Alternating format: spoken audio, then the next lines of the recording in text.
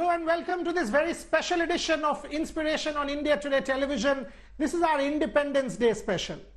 And on Independence Day, obviously, we are going to talk about the idea of India, what India means, and who better than this man who has carried the country on his shoulders on the cricket pitch for 25 long years and continues to be a symbol of empowerment, a symbol of positivity, a symbol of all that is good about this country. Welcome, Sachin Tendulkar, and thank you very much for joining me on today's show. Thank you very much. Sachin, you got the India cap at the age of 16. 16 in Pakistan. Can you please tell me what that cap meant to you and what playing for the tricolour means to you and meant to you? Oh, playing for the tricolour has been a huge honor. And let me tell you, as a child, all I wanted in life was that. I didn't want anything else in life.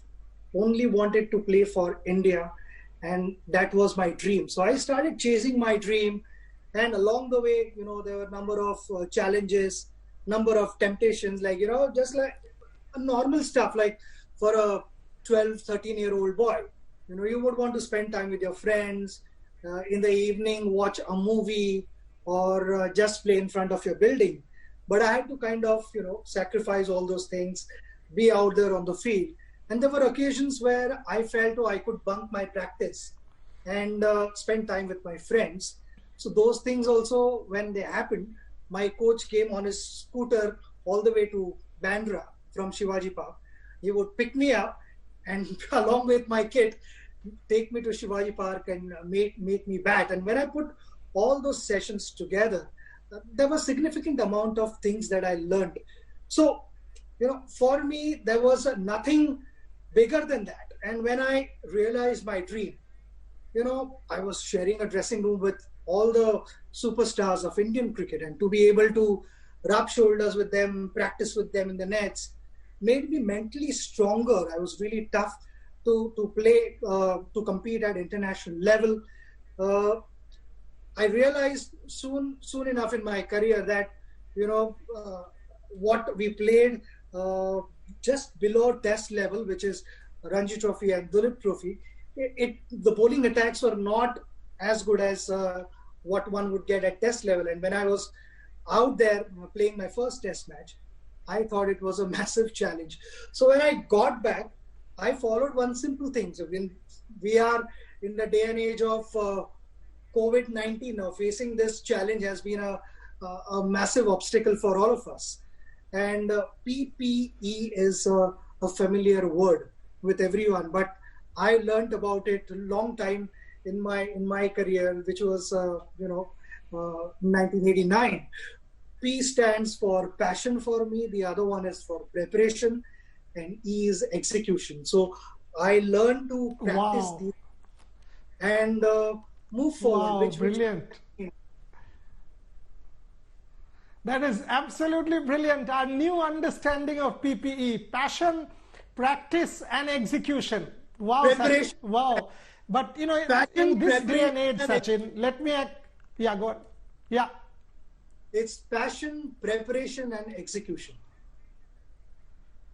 Passion, preparation, and execution. Every viewer, your new understanding of PPE. Sachin, all of us are in this zone of negativity, of gloom, of a degree of despondency, disappointment, frustration as a result of COVID. You've had operations right through your body, whether it is your hand, your fingers, your legs, your toe.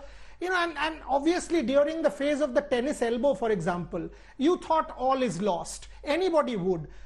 Can you tell me, for every Indian, how did you overcome such phases of negativity? Where did you derive inspiration? That's the title of my show. Where did you derive inspiration and positivity so that we can all learn during these tough periods?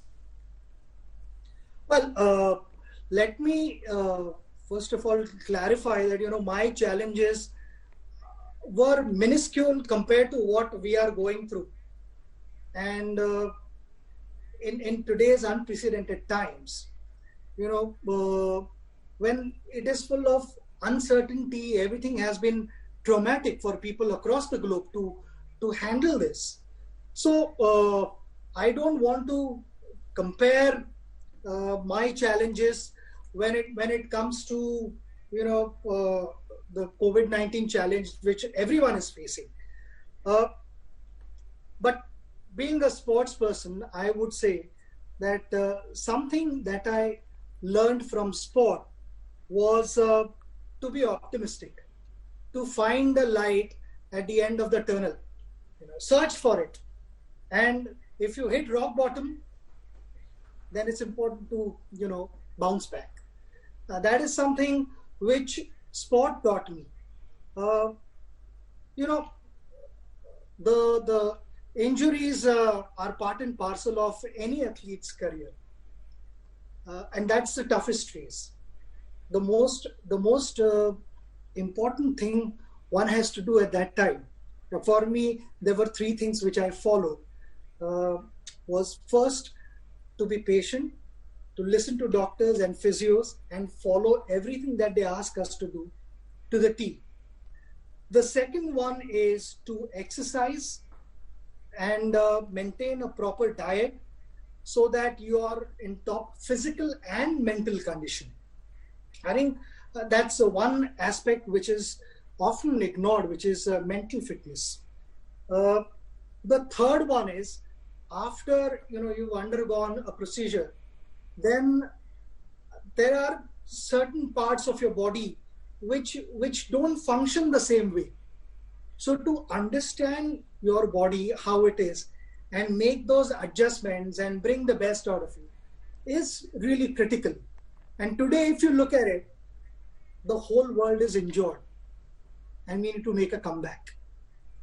So again, I would say there are three things which we have to follow.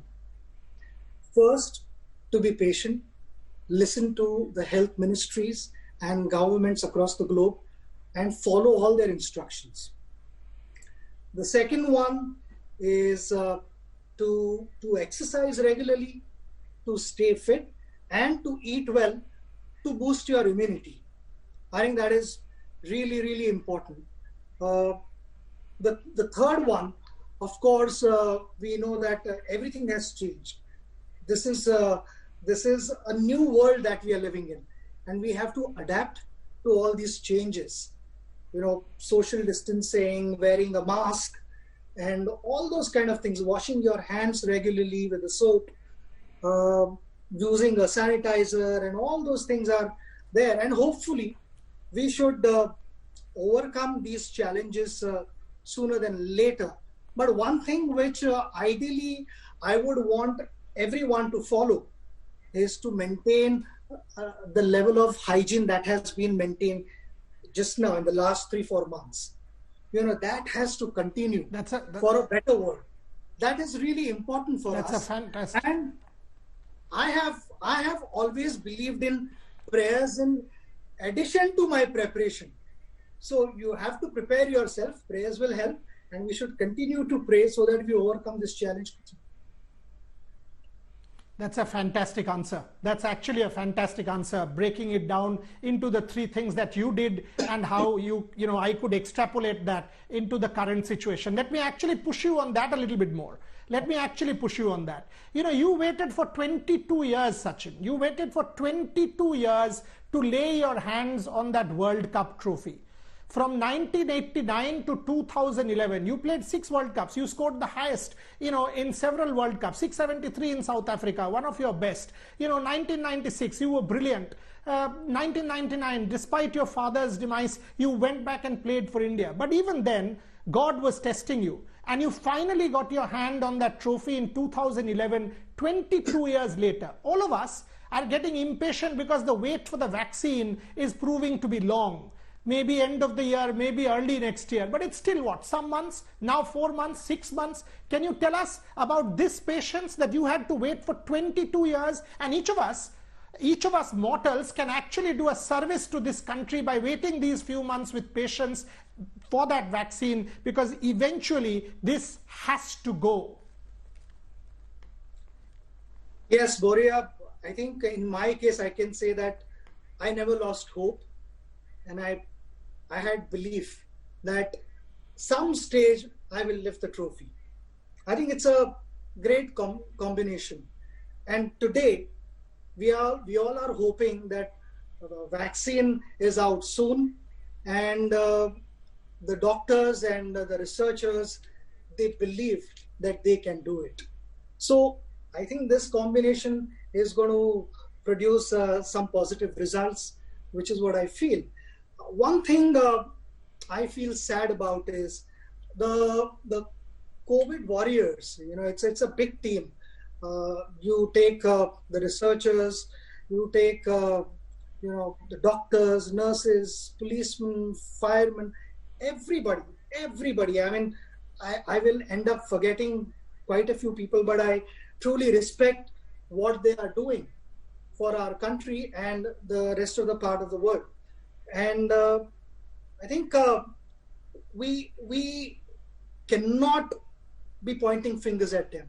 Rather, I would say that we should appreciate what they are doing, because they are out of their comfort zones and they are risking their lives so that it could be a better world for all of us.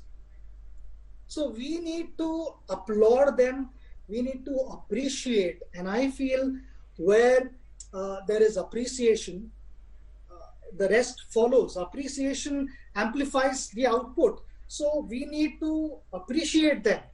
I mean, I've known number of friends who've not been able to go back home for number of weeks, and that's a massive sacrifice. We should appreciate that. It's not about now I'm losing patience for how long to wait. It's not about an individual. We as a team have to come together, and there are weak moments. There are weak moments for everyone. So in those weak moments, it is important for the friends, family members, people who are really close to you, are guiding you, to understand that. And if you are sinking, then pull you out of that pit. I think that is really important. You can't just sit back and watch. Just to give you my example, in 2007, the team was going through a terrible phase, and we didn't qualify in the World Cup, which was a huge setback for me. And I felt terribly disappointed, to the extent where I wanted to retire. So at that time, I had my brother Ajit, my friends. I also spoke to Sir Vivian Richards, and all those guys pulled me out of that. Without that, it wouldn't have been possible. At home, I had Anjali, I had kids, I had her parents, my mother was there. Everyone was together, my brothers, my sister, everyone was there with me. So I think it is really important to identify that and pull that person out of it. It's going to be a teamwork, and the teamwork, we have a massive team. It's the whole world which becomes one team. So we have to share our experiences with each other and make sure that we don't continue repeating those mistakes. And that is the only way we'll be able to overcome this challenge. Very well said. Very well said. 1.3 billion becomes a team. The strength of that team is unbelievable. And if each of us can back each other, and you've just hit the nail on the head. Actually, stigma is an even bigger disease than the disease itself. The infection can be rid of. We already have a high recovery rate. The country is improving. But the stigma, if you have this stigma, and if we are discriminating against the COVID warriors, people who are fighting for us on the front line, then we are doing a grave, grave disservice to this country. And hear it from the man. I mean, somebody who we have respected all our life telling you to do that. For God's sake, on Independence Day, let's make a resolve that we will fight this battle as a team. Sachin, if I can take you to cricket a little bit, because all my viewers will want to hear from you. I mean, and I will give you two instances which we generally don't speak of. Some days back, I was reading Virat saying that in 2014, when he was going through a bad patch in England, 134 runs, several times Jimmy Anderson got him out. He came back and went to you, and things changed. I mean, the two of you worked together for a while. He goes to Australia, things changed. You've never spoken about that. Number one. Number two, I was watching this video of yours where you were explaining Jimmy Anderson's reverse swing to Brian Lara. Can you tell me about this side? And for once, can you give me a sneak peek as to what you did, how you get this understanding, what you did with Virat, how you were telling Brian about this reverse swing? Give me an understanding about this side of Sachin. See, first of all, I'm really happy that it worked well for Virat, and it stays between us. I've never spoken about it, and I'll continue to keep it that way. I will leave that to his discretion if at all he wishes to. But from my side, I would just say that yes, it's been a joy to watch him. With Jimmy Anderson, I remember chatting some time ago with my dear friend Brian Lara on 100 MB that we discussed a number of elements, and one of those was a reverse swing of Jimmy Anderson, whom I rate as one of the best exponents of reverse swing bowling. Of course, with the new ball as well, but I think the reverse is something he did things differently, holding the shine on one side and then letting the reverse swing take charge when the ball has crossed almost 50% of the pitch. So what I said was, if he has to bowl an outswinger, he keeps the shine where it's meant to be for reverse swing outswinger. But number of batters, they want to see the wrist position also, and sometimes to pick what the bowler is trying to do, they look at wrist position. So the wrist position used to be sometimes in swing position. So you've kind of got the batsman to commit to play that delivery. And then the ball starts leaving you, but you've already made up your mind to play thinking that it's an in-swinger. But when the reverse swing comes into play, when the ball is about 15 feet away from you and starts leaving you, your hands start going away from your body. But your lower body is not in position to play outswingers.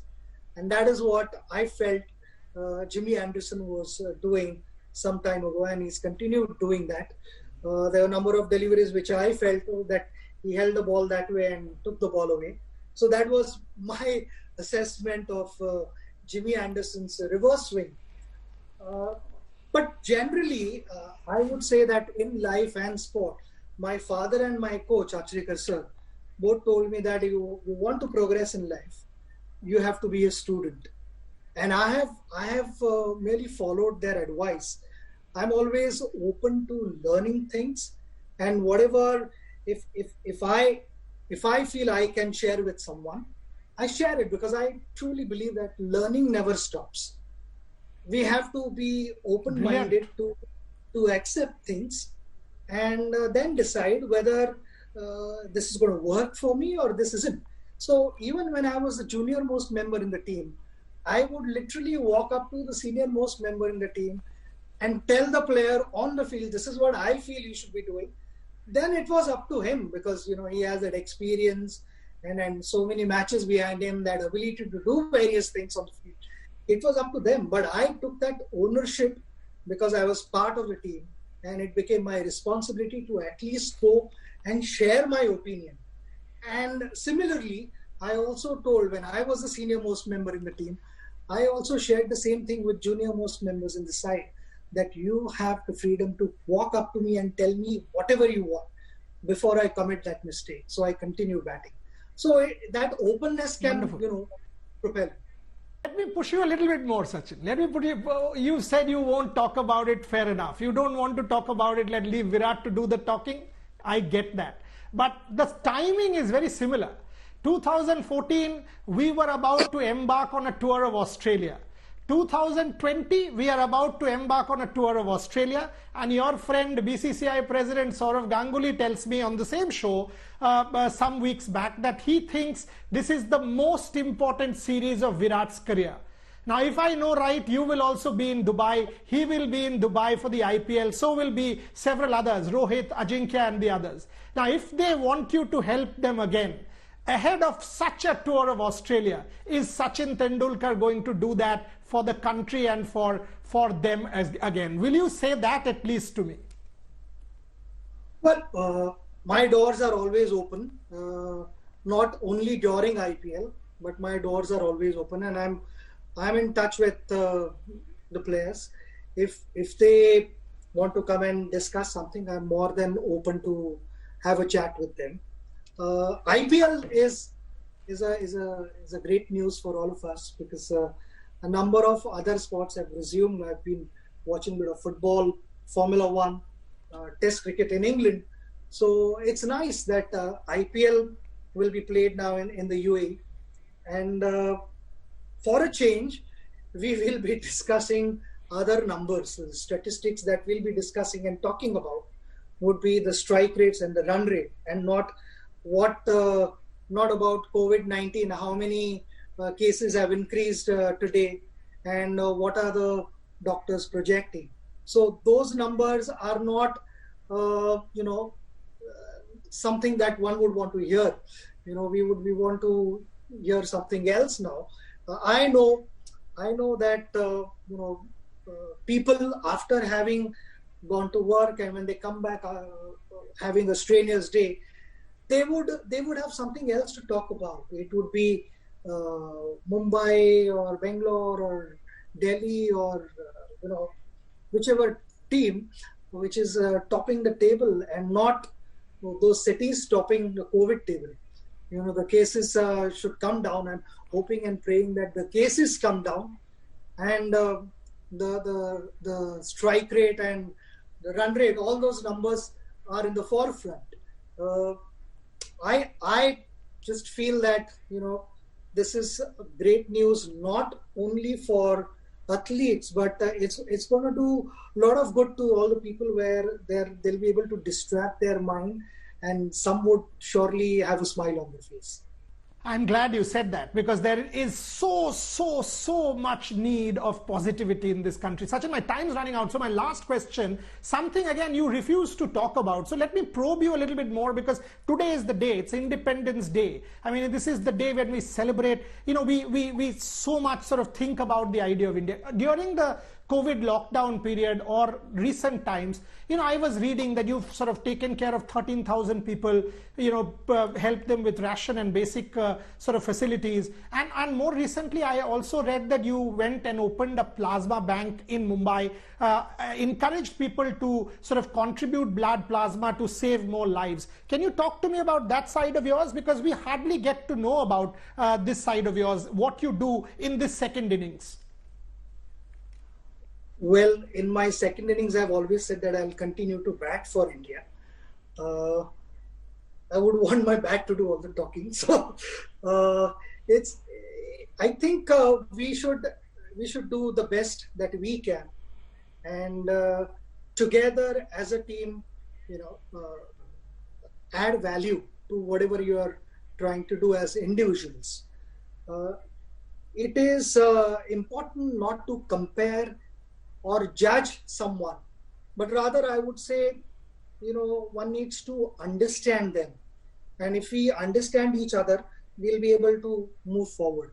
I think that becomes really important if we have to overcome this challenge. As far as the plasma therapy center is concerned, I had urged people that whoever has recovered from this deadly virus should donate blood. It's a God-sent opportunity, and it can save lives. It can help patients recover faster. Those people have first-hand experience in sharing that with others, what happened to them, what happened to their friends and family members, how everyone suffered. So if you can decrease someone's suffering, one should surely reach out to those people and help them. All I can say is, if you are able to do so, you look at yourself in the mirror and you'll feel good about yourself. So please go ahead and donate your blood and help your countrymen. Super. Sachin, my time's up. So all I will say is, today is Independence Day. It's Independence Day weekend. So let me wish you a very happy Independence Day. Through you, all our 1.3 billion Indians across the world and in India, Hopefully, our Independence Day will signal the start of a better tomorrow, a tomorrow full of hope, of positivity, of improvement, and sport will do its part. You will continue to do your part, and we will continue to celebrate you for who you are, for not scoring the 35,000 runs, but for being a citizen who has forever inspired us to go better, forever inspiring us to be better Indians, better individuals. Thank you once again for joining me on this Independence Day special. Wish you, Sachin, your family, a very happy Independence Day. Thank you very much. And also from my side, I would like to wish everyone a happy Independence Day.